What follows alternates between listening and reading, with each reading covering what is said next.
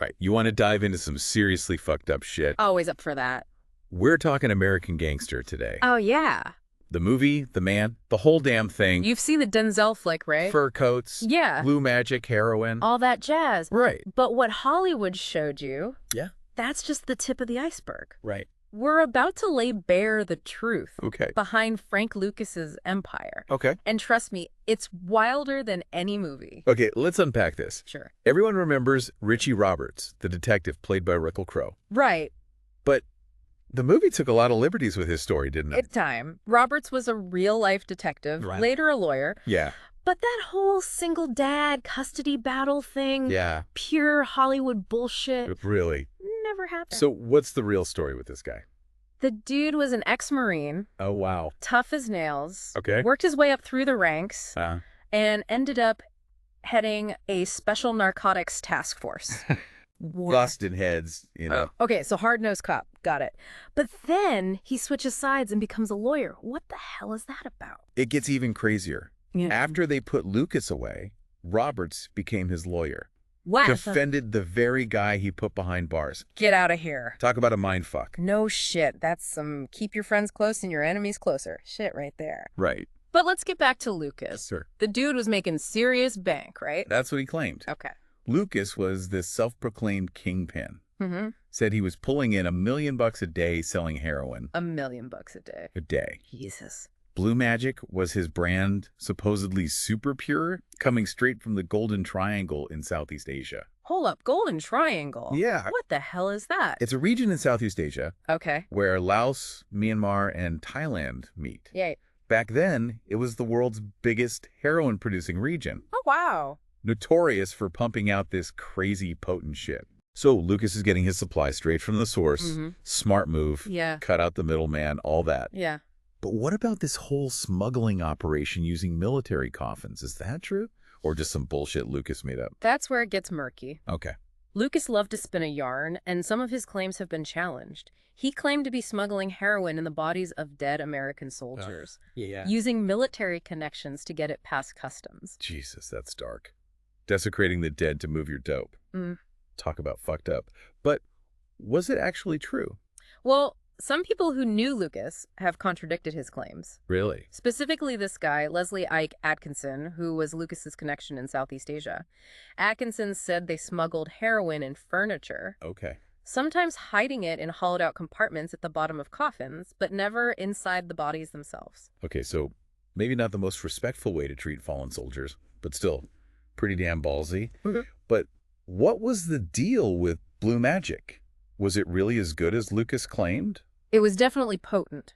Okay. Lucas claimed it was almost 100% pure when it arrived from Thailand, but obviously he cut it with other substances before selling it on the streets. Right. Even then, it was still way purer than the crap other dealers were peddling. So we've got this mastermind, a criminal raking in cash, corrupt cops turning a blind eye, and enough heroin flooding the streets to keep a whole city high. What finally brought Lucas down? Well, Richie Roberts wasn't sitting around twiddling his thumbs. Okay. He was heading up this joint task force with the DEA and the NYPD, Okay. determined to take down Lucas's operation. They built a case, followed the money, and eventually got enough evidence to bring the hammer down. Okay, so they finally got him. How'd they manage that? Did they catch him red-handed with a mountain of heroin? In January of 1975, Mm-hmm. they raided Lucas's mansion in Teaneck, New Jersey. Teaneck. Stacks of cash, weapons, and of course, a shit ton of heroin. Wow. They found enough evidence to put him away for a very long time. Teaneck, New Jersey. Seriously. That's a far cry from the mean streets of Harlem. Yeah. What was he doing out there in the suburbs? Lucas liked to keep a low profile outside of his criminal activities. Okay. He had this whole suburban family man thing going on. Really? Tried to maintain a semblance of normalcy, I guess. But in the end, it all came crashing down. They gave him like 70 years or something, right? 70 years, yeah. That's a hell of a sentence. Yeah. Did he actually serve all that time? Not even close. Lucas was a smooth operator, even behind bars. Okay, really? He cut a deal, snitched on over 100 other criminals, corrupt cops, drug dealers, the whole 9 yards. Right. Ended up getting his sentence reduced to time served plus lifetime parole. Hold on. Are you telling me this guy, who was basically responsible for flooding the streets with heroin, gets a slap on the wrist because he ratted out his buddies? Seems kind of fucked up, doesn't it? It's definitely controversial. Yeah. Some people think he got off way too easy. Yeah. While others argue that his cooperation helped dismantle a huge chunk of the drug trade. It's a tough one to call. So this scumbag basically gets a get-out-of-jail-free card by throwing everyone else under the bus. Pretty much. What a piece of shit. And what happened to Richie Roberts after all this went down? Well, after Lucas's conviction, Yeah. Roberts left the prosecutor's office and went into private practice as a criminal defense attorney. And get this, his first client was Frank Lucas. Get the fuck out of here. You're telling me the guy who put him away ends up defending him? How the hell did that happen? Were they secretly best buds all along? It's a pretty wild story. I guess some level of respect developed between them during the investigation and trial. They both have this outsider status. Yeah. And Roberts saw a different side of Lucas, a side that most people never saw. Okay, but was Roberts just playing the long game? Was he trying to manipulate Lucas into giving up more information?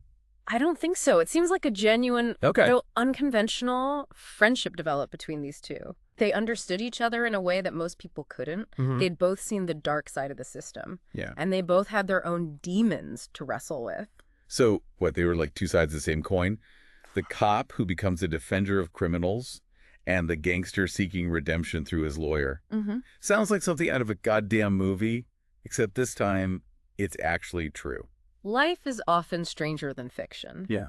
Their relationship was a testament to the complexities of human nature. Right. They weren't just adversaries in a courtroom. They were two guys who found common ground in the most unlikely of circumstances.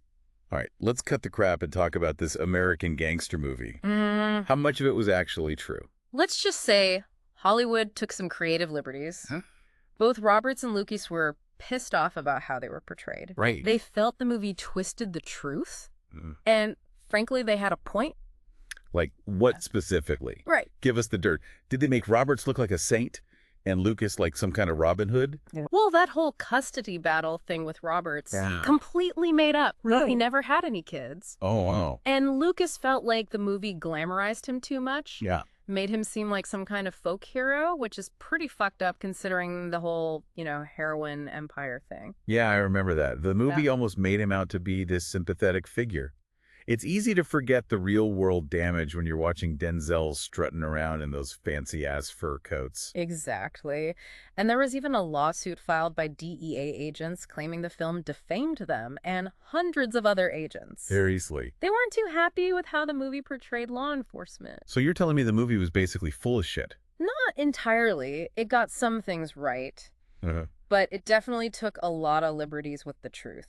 It's a classic case of Hollywood sensationalizing a story for entertainment. Right. They sacrificed accuracy for a good story. Well, I guess that's Hollywood for you. Pretty much. But it's important to remember that there are real people and real consequences behind these true crime stories. Absolutely. And in this case, the real story is way more complex and fascinating than anything Hollywood could cook up. Damn right.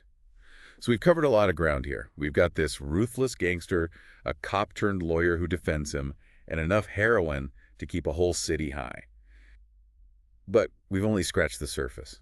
There's a lot more to this story. Oh, yeah. So stick around, and we'll be right back. After a quick break. To finish our deep dive. Into American Gangster. That's right. All right, so we left off talking about how both Lucas and Roberts weren't exactly thrilled with their Hollywood portrayals in American Gangster. Right. They felt it twisted the truth. Yeah. And frankly, they had a point. Yeah, that whole noble gangster bullshit, come on. It's easy to forget the real-world damage when you're watching Denzel rock a chinchilla coat. Yeah. But let's cut the crap and get back to Roberts defending Lucas. What's the story there? Well, it wasn't just a one-time thing. Oh, really? Their paths kept crossing over the years. After Lucas got out of prison the first time, he violated parole with a minor drug offense, remember? Oh, right, yeah. Roberts was the one who stepped up to defend him again. Hold up, so this dude who swore to uphold the law Right. was perfectly fine defending a known drug dealer. What the hell was he thinking? Was it some kind of moral crisis or just a fucked up sense of loyalty? It's complicated. Roberts always believed in second chances, and he saw a different side of Lucas. Okay. Remember, Lucas spilled the beans on a ton of corrupt cops and other criminals during his cooperation. Right. Roberts saw that as a genuine attempt to make amends, even if it was motivated by self-preservation. Okay, so maybe Roberts saw some potential for redemption in Lucas? But was it all just a legal strategy? Was he playing the long game, trying to manipulate Lucas into giving up more information? I don't think so. It seems like there was a genuine, albeit unconventional, friendship that developed between these two. They understood each other in a way that most people couldn't. They'd both seen the dark side of the system, and they both had their own demons to wrestle with. So they were like two sides of the same coin. Yeah. The cop, who becomes a defender of criminals, and the gangster seeking redemption through his lawyer. Sounds like something out of a goddamn movie. Life is often stranger than fiction, my friend. Yeah. Their relationship was a testament to the complexities of human nature. They weren't just adversaries in a courtroom. They were two guys who found common ground in the most unlikely of circumstances. And what about Lucas? Did he actually clean up his act after he got out of prison for good? Did he find God, start knitting blankets for orphans or some shit like that? Well, he claimed to have gone straight, even became an advocate against drugs. He spent his later years trying to make amends for his past. Really? Even reconciling with Roberts. So, happy ending then? Well, not exactly. The Yeah. damage Lucas inflicted was real. And forgiveness isn't always easy. Some people felt he could never truly atone for his crimes. No matter how much he tried. Right. Yeah, it's hard to wipe the slate clean when you've been responsible for so much suffering. You can't just erase the fact that you flooded the streets with poison and destroyed countless lives. Exactly. Lucas's story is a cautionary tale, a reminder that the choices we make have lasting consequences. Yeah. But it's also a story of redemption, however imperfect it may be. Man, this whole thing is messed up. You got this larger-than-life gangster, a cop-turned-lawyer who defends him, Right. and a whole lot of moral ambiguity. Makes you wonder if there are any good guys in this story. That's the thing about real life, isn't it? What? It's rarely black and white. Right. People are complex, capable of both great good and great evil. And sometimes the lines between hero and villain get blurred. Well, I guess that's why we're here. Right. Exact. To dive deep and try to make sense of it all. Peel back the layers of bullshit and see what's really going on. We're not here to judge, just to explore the facts and try to understand the motivations behind the actions. All right, so where do we go from here? We've talked about the real people behind the American gangster myth, the investigation, the trial, even the weird-ass relationship between Lucas and Roberts. What else is there to uncover? Well, we've only scratched the surface of Lucas's criminal empire. We need to delve deeper into the mechanics of his operation. Okay. How he built his network, how he managed to stay ahead of the law for so long, and the impact his blue magic had on the streets. We need to understand how this motherfucker built a heroin empire right under the noses of the cops and the mafia. Yeah, this is the part that always blows my mind. The dude was moving weight like a goddamn Fortune 500 company. What was his secret sauce? How did he manage to build this massive international drug operation? Lucas was a master of logistics. Okay. He saw a gap in the market and exploited the hell out of it. Right. Instead of relying on the usual mafia middlemen, he went straight to the source, the Golden Triangle in Southeast Asia. So he cut out the middleman, Uh-huh. got himself some high-quality shit, Right. and undercut the competition. Smart move. But how the hell did he pull that off? We're talking about international smuggling here. This isn't some nickel and dime street corner operation. That's where his military connections came in. Lucas had this whole network of corrupt soldiers and pilots who helped him smuggle the heroin into the U.S. Seriously. He was even rumored to be using military transport planes for some of his shipments. Wait, so he was basically running a goddamn CIA-backed drug operation. That's some next-level shit. Talk about having friends in high places. Right. But how deep did this corruption go? It's hard to say for sure how deep the corruption went. Okay. But there's no doubt that Lucas had some powerful allies. Uh-huh. And remember, this was during the Vietnam War. So Right. there is a lot of chaos and opportunity for someone like him to exploit. So he's got the product. Uh-huh. He's got the connections. Right. But how does he move that much heroin without getting busted? I mean, we're talking about kilos upon kilos of this stuff. Right. Did he have some kind of magic invisibility cloak or something? Lucas was a master of disguise. Okay. He'd hide the heroin in everything from furniture to clothing. Really? Yes, even coffins. He was always one step ahead of the law, using creative smuggling techniques and constantly changing his routes. And what about the distribution side of things? How did he get the blue magic onto the streets? Did he have a fleet of ice cream trucks or something? Lucas was a ruthless businessman. Okay. He built a loyal network of dealers, many of them family members and close friends. He enforced strict discipline and loyalty, rewarding those who performed well and punishing those who crossed him. Sounds like a real family-friendly operation. So what was the impact of all this heroin on the streets? Did it turn Harlem into some kind of zombie apocalypse? Devastating. Blue magic was highly addictive. Right. And it flooded the streets of Harlem and beyond. It destroyed lives, families, entire communities. The social cost was immeasurable. Damn, talk about a dark legacy.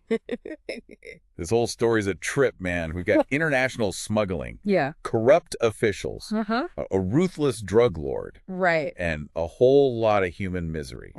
It's enough to make your head spin. Yeah, it's a story that's both fascinating and horrifying. Frank Lucas was a product of his environment, a brilliant criminal who exploited a broken system for his own gain. So what's the lesson here? Is it that crime doesn't pay, or that the American dream can be twisted into a nightmare? I think it's more complex than that. Okay. Lucas's story is a reminder that power corrupts, and that even the most cunning criminals eventually meet their match. But it also highlights the systemic issues that allow someone like him to rise to power in the first place. Poverty, corruption, and the insatiable demand for drugs. So where does that leave us? We've unpacked the myth, explored the facts, and delved into the dark heart of Frank Lucas's empire. What's the final word on American Gangster? I think the real story is far more compelling than any Hollywood fiction. It's a story of ambition, greed, betrayal, and ultimately the human cost of the drug trade. It's a story that forces us to confront uncomfortable truths about ourselves and the society we live in. Damn, that's some heavy shit. So for all you listeners out there, next time you hear about some glamorous gangster, remember Frank Lucas and the real-life consequences of his blue magic. Yeah, there's nothing glamorous about addiction, violence, and the destruction of communities. All right, folks, that wraps up our deep dive into the world of American Gangster. We've seen the man behind the myth, explored the dark underbelly of his empire, and grappled with the complex questions his story raises. It's a wild ride, full of twists and turns, and ultimately, it's a story that stays with you long after the credits roll. Thanks for tuning in. Peace out. So let's get down to brass tacks.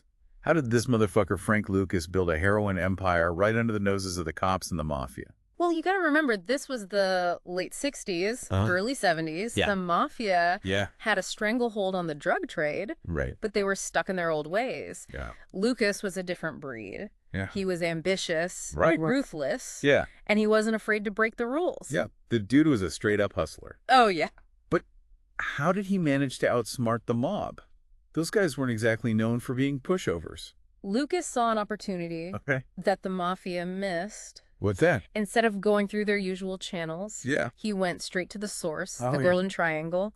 He built relationships with corrupt officials and military personnel in Southeast Asia. Guys who were willing to look the other way for the right price. So he cut out the middleman, got his hands on some pure, uncut heroin, and undercut the competition. Pretty smart if you're a heartless bastard who doesn't give a shit about the consequences. Exactly. Lucas was all about efficiency and profit maximization. He didn't care about the human cost of his operation. He was a cold, calculating businessman who saw addiction as a market opportunity. And how did he get all that heroin into the country? Did he have a fleet of submarines or something? He was a master of disguise and logistics. He used everything from hollowed-out furniture to false-bottom suitcases to smuggle the heroin in. Seriously? He even bribed airline employees to look the other way. Oh, wow. And yeah, there were rumors about him using military transport planes and even body bags to get the stuff past customs. Jesus Christ, the guy was a fucking logistical genius. Oh, he was. He made Amazon look like a bunch of amateurs. But how did he move that much weight without getting caught?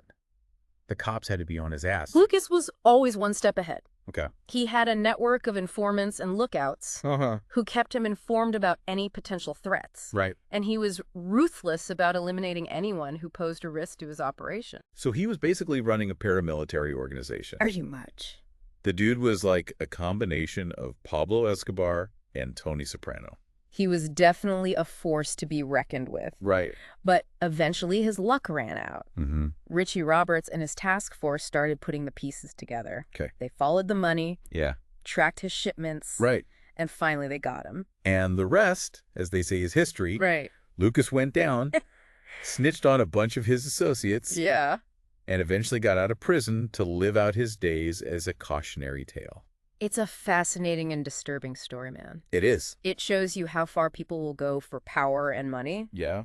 And it also highlights the devastating impact of the drug trade on individuals and communities. Yeah, no shit. Yeah. This whole thing is a reminder that there's a dark side to the American dream. For sure. Sometimes ambition and greed can lead you down a very dangerous path, Absolutely. and that sometimes the line between good and evil is blurred. You've got Roberts the cop, who becomes a defense attorney for the very man he put away. Right. It makes you question everything you thought you knew about justice and morality. It does. Damn, that's deep. Yeah. So what's the takeaway here for all you listeners out there who might be thinking about getting into the drug game? Don't fucking do it. Yeah. It's a dangerous and destructive path. Right. And even if you make it to the top, Yeah. you'll always be looking over your shoulder. Right. The consequences are real and they're not pretty. All right, folks, that's a wrap on American Gangster. There you go. We've seen the man behind the myth, explored the dark underbelly of his empire, and grappled with the complex questions his story raises. It's a hell of a story. It is. It's a wild ride full of twists and turns, and ultimately it's a story that stays with you long after the credits roll. For sure. Thanks for tuning in. Yeah.